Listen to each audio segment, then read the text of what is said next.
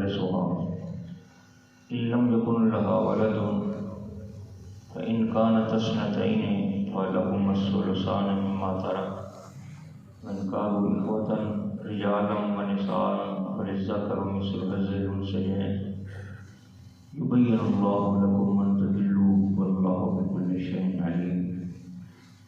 سورۃ النساء کی آخری اور 176 نمبر آیت۔ بحمد تعالیٰ سورۃ النساء کا اختتام ہوا جاتا ہے۔ یستفتونک، اے حبیب صلی اللہ علیہ وسلم آپ سے فتویٰ مانگتے ہیں۔ قل اللہ یفتیکم فی الکلالہ، آپ فرما دیں کہ اللہ تعالیٰ کلالہ کے متعلق فتویٰ دیتا ہے۔ ان امرؤ ہلک لیس لہ، اگر آدمی مر جائے، لیس لہ ولد، اور اس کا بچہ نہ ہو، ولہ اخت، اور اس کی ایک بہن ہو، فلہا نصف ما ترک، تو جو اس نے چھوڑا اس کا آدھا ہوگا۔ وَهُوَ يَرِثُهَا إِن لَّمْ يَكُن لَّهَا وَلَدٌ، اور اگر بہن مر گئی تو بھائی کو إِن لَّمْ يَكُن لَّهُ وَلَدٌ، اور اس کا بیٹا بھی نہ ہو تو پھر سارا اس کا ہوگا۔ فَإِن كَانَتْ اثْنَتَيْنِ فَلَهُمَا الثُّلُثَانِ مِمَّا تَرَكَ، اگر دو بہنیں ہوں تو ان دو بہنوں کے لیے مرنے والے بھائی کا 2/3 حصہ ہوگا۔ وَإِن كَانُوا إِخْوَةً رِجَالًا وَنِسَاءً، اگر ہو بھائی اور بہنیں مردوں میں سے اور عورتوں میں سے، فَلِلذَّكَرِ مِثْلُ حظِّ الْأُنثَيَيْنِ، تو ان بھائی اور بہنوں کے درمیان تقسیم یہ ہوگی کہ 2 حصے بھائی کے اور 1 حصہ بہن کا ہوگا۔ یبین اللہ لکم ان تضلوا، بیان کر دیتا ہے اللہ کھول کر تمہارے لیے یہ کہ تم گمراہ نہ ہو جاؤ۔ واللہ بکل شیء علیم، اور اللہ ہر شے کو جانتا ہے۔ یہ آیت کریمہ اس وقت نازل ہوئی جب جابر بن عبداللہ رضی اللہ عنہ بیمار تھے، اور سید عالم صلی اللہ علیہ وسلم اور سیدنا ابو بکر صدیق رضی اللہ تعالیٰ عنہ ان کی عیادت کے لیے تشریف لے گئے۔ جب آپ وہاں پہنچے تو جابر بن عبداللہ کی طبیعت از حد خراب تھی اور آپ بے ہوش تھے۔ اللہ کے محبوب صلی اللہ علیہ وسلم نے وہیں وضو فرمایا اور وضو کا باقی ماندہ پانی ان کے اوپر چھڑکا گیا، انہیں ہوش آ گیا۔ یہ بخاری شریف میں بھی ہے، مسلم شریف میں بھی ہے۔ تو ہوش آیا تو اللہ کے محبوب صلی اللہ علیہ وسلم نے انہیں تسلی دی،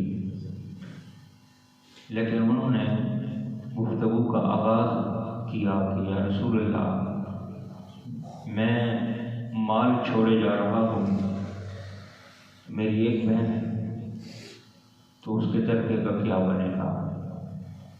پہلے تو اللہ نے کہ نبی صلی اللہ علیہ وسلم ارشاد فرمایا ہے جابر بن عبداللہ تجھے تسلی ہو کہ تو اس مرض سے نہیں مرے گا۔ اور یہ تمام سیاستہ کی تمام احادیث میں اس آیت کے شان نزول کا ذکر کرتے ہوئے بیان کیا گیا کہ اللہ کے محبوب صلی اللہ علیہ وسلم نے جابر بن عبداللہ کو تسلی دی کہ تو مطمئن ہو جا کہ اس مرض میں تو نہیں مرے گا۔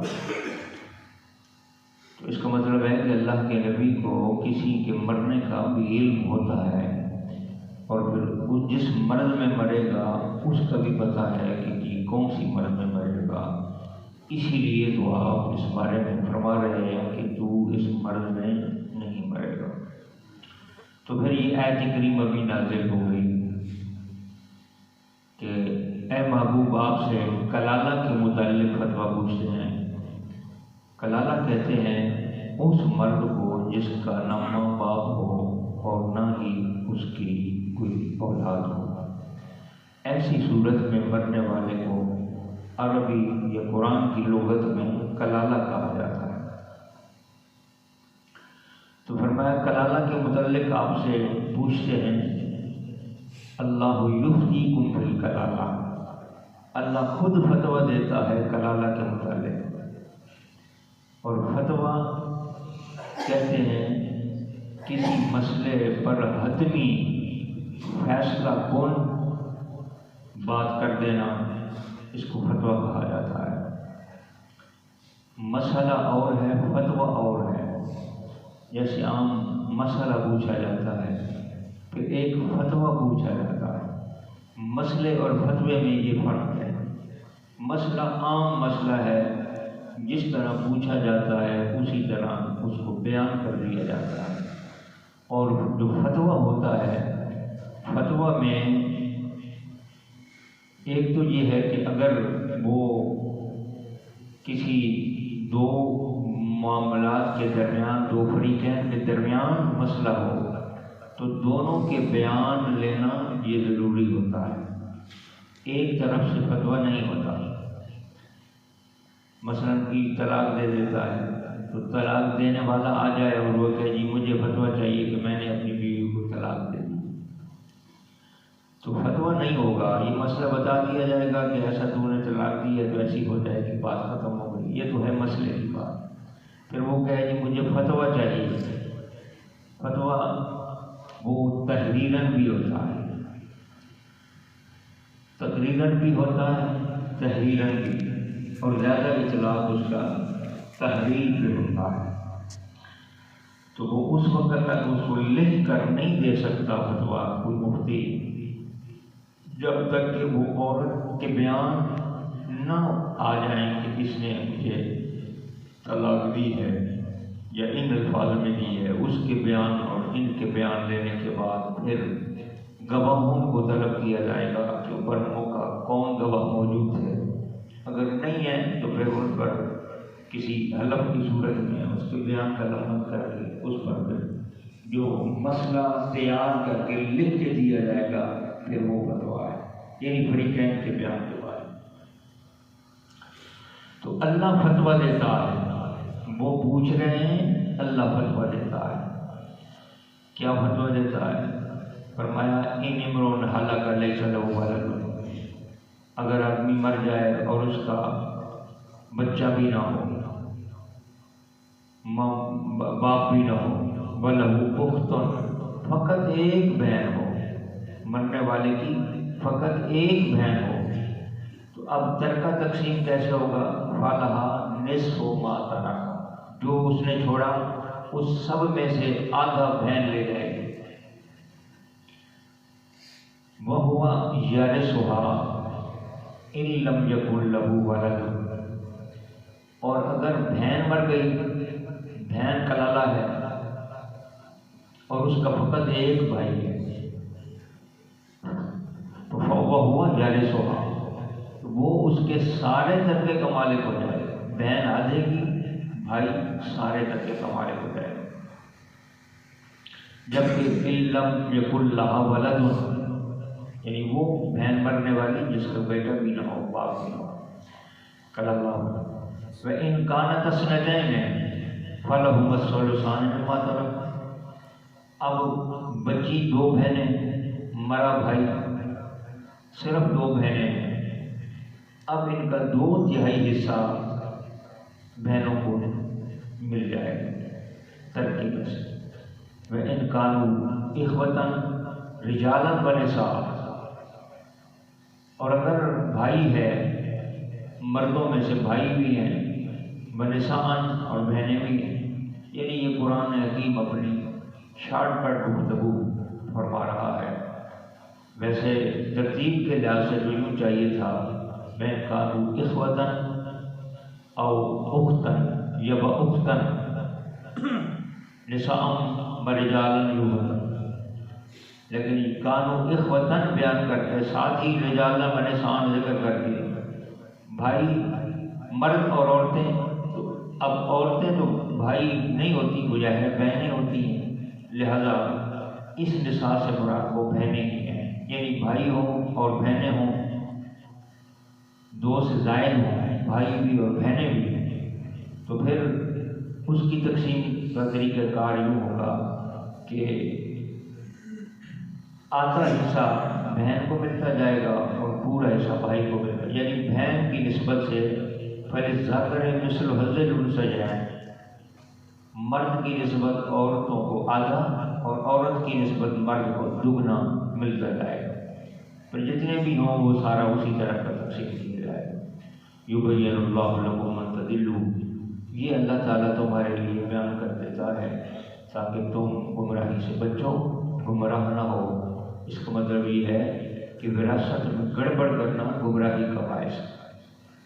جو دور حاضر کے حریص لوگ ہیں اور اپنی وراثت کے معاملے میں اپنی مرضی کرتے ہیں، میں یہ بھی عرض کرتا چلوں کہ کسی باپ کو کوئی اختیار نہیں کہ وراثت میں وہ اپنا عمل دخل کرے، یعنی مالک تو وہ ہے، اس میں شک نہیں ہے کہ وہ مالک ہے، لیکن وہ کسی ایک بیٹے یا ایک بیٹی کے نام کر دے یہ اسے کوئی اختیار نہیں ہے، یہ حق شرع ہے، شرع کا حق خود استعمال نہیں کر سکتا، وہ مالک ہے، اللہ نے اسے مالک بنا دیا ہے، لیکن اس کا تصرف کرنے کا کنٹرول پھر اللہ کے ہاتھ میں ہے، لگام اللہ کے ہاتھ میں ہے۔ اس کو بے لگام آدمی نہیں ہو سکتا کہ وہ کہے جی میں تو مالک ہوں، میں جو مرضی کروں، بیچ سکتا ہے اپنی زندگی میں، اپنے اوپر خرچ کر سکتا ہے، فقراء کو تقسیم کر سکتا ہے، یہ اسے اختیار ہے، لیکن اس اختیار میں خلاف ورزی کرنا، یعنی ایسا نہیں کر سکتا کہ کسی ایک کے نام کر دے اور پھر بھائی آپس میں ٹکراتے پھریں، وہ مر جائے اور اس کے ٹکراؤ کا ثواب بھی اس کی قبر میں پہنچتا رہے، ایسا نہ کرے، ایسا جھگڑا نہ فساد پیچھے چھوڑ کے جائے جس میں اس کی خرابیاں پیدا ہو جائیں۔ اور اگر خدا نہ خواستہ ایسا کر بھی دیتا ہے باپ، تو پھر کم از کم اس لینے والے بھائی کو چاہیے، یعنی اس کی بیٹے کو چاہیے کہ وہ بھائیوں میں آپس میں وہ برابر کا تقسیم کر دے تاکہ اس کی شراکت میں اس کے باپ کو کوئی نقصان نہ پہنچے، وگرنہ یہ ظلم کے مترادف ہے اور اس معاملے میں باپ گرفت میں ہوگا۔ اب آنکھ کرنے والی بات ہے جہاں تک، تو آنکھ بھی نہیں کر سکتا، شرعی طور پر کوئی نافرمان کا نافرمان ہو، جتنا بھی نافرمان ہو، ایک جتنا بھی اس کا خدمت گزار ہو، اللہ کی پاس صلہ ہے، وہ کیوں دے ہوئی، یہ الگ بات ہے کہ اپنی طرف سے جب کچھ نہ کچھ اسے کر دے تو کوئی ایسی بات نہیں ہے، لیکن کسی کو محروم، وراثت میں محروم نہیں کر سکتا۔ اصل میں یہ زندگی کے اندر جو وراثت تقسیم کی جاتی ہے یہ بھی نقصان ہوتا ہے، وراثت مرنے کے بعد تقسیم ہوتی ہے وہ برابر تقسیم ہو جاتی ہے، سرکاری سطح پر بھی یہ جو رقبے ہیں وہ از خود تقسیم ہو جاتے ہیں، جس سے ہر ایک کو اپنے اپنے طریقے سے پہنچا دیے جاتے ہیں، یا پھر وہ خود اپنے دعوے کے اعتبار سے اپنی وراثت کو تقسیم کر لیتے ہیں۔ آنکھ نہیں کر سکتا، ایک صورت ہے محروم ہونے کی، وہ ہے قاتل، اللہ نہ کرے کہ کسی نے اپنے باپ کو قتل کر دیا، وہ اپنے باپ کی وراثت کا ایک دھاگا بھی نہیں لے سکتا، مطلقاً وہ محروم چلا جائے گا، وہ بدبخت کافر جہنمی، وہ باپ کی وراثت میں کچھ حصہ نہیں لے سکتا۔ اس کے علاوہ باقی جتنے بھی جس حیثیت میں بھی چلا جائے گا وہ وراثت سے محروم نہیں ہوگا، وراثت اس کی برابر تقسیم ہوگی۔ اور ہمارے ہاں ایک اور المیہ یہ ہے کہ ہم بیٹیوں کو محروم کر دیتے ہیں، یا اس کی چھینا چھپٹی سے یا اس کو کسی لالچ سے دے کر لکھوا لیتے ہیں تاکہ یہ وہ محروم ہو جائے، اور کہتے ہیں یہ غیر کے گھر میں جانا ہے، بھئی جس کو داماد بنایا جا رہا ہے وہ غیر کیوں ہے، وہ اپنا ہے، غیر کیوں ہے، غیر نہیں ہے۔ جب غیر سمجھتے ہیں تو پھر جھگڑے پیدا ہوتے ہیں، فساد ہوتے ہیں، جب ان کو غیر نہ سمجھا جائے گا تو فساد ہی نہیں ہوگا، پھر محبت ہی ہوگی، پیار ہوگا، ایک معاشرہ بنے گا، ایک فیملی بنے گی۔ جب اپنی فیملی کا ایک فرد اس کو دیکھ کر اپنی فیملی کا ممبر بنا رہے ہیں تو پھر اس کو غیر کیوں سمجھتے ہیں، اس کو اپنا سمجھیں، اس کو محروم ہے، اپنی بیٹی کو یا اپنی بہن کو وراثت کیوں کرتے ہیں؟ نہ کریں، وراثت سے معروم نہ کریں، اس کو وراثت دیں، یہ شرعی حق ہے۔ اگر بھائی ایسا کرتے ہیں تو وہ بھی ظلم کرتے ہیں، حرام کھاتے ہیں۔ اگر وہ اپنی بہنوں کا سلسلہ وراثت کا لے کر اپنے نام کروا دیں لالچ کے ذریعے سے، جس کے ذریعے سے پھر اس کے اگلے گھر میں بھی فسادات پیدا ہو جاتے ہیں۔ ظاہر ہے آخر انسان ہے، بشری تقاضا ہے، ذہن میں ہوتا ہے فلاں بندہ صاحب زمین ہے، زمیندار ہے، اس کی زمین، چلو میں اس سے شادی کر لوں گا تو میرے پاس زمین بھی آ جائے گی۔ پھر نتیجہ یہ ہوتا ہے کہ جب وہ وراثت کی بات آتی ہے تو اس کے ہاتھ میں کچھ بھی نہیں ہوتا۔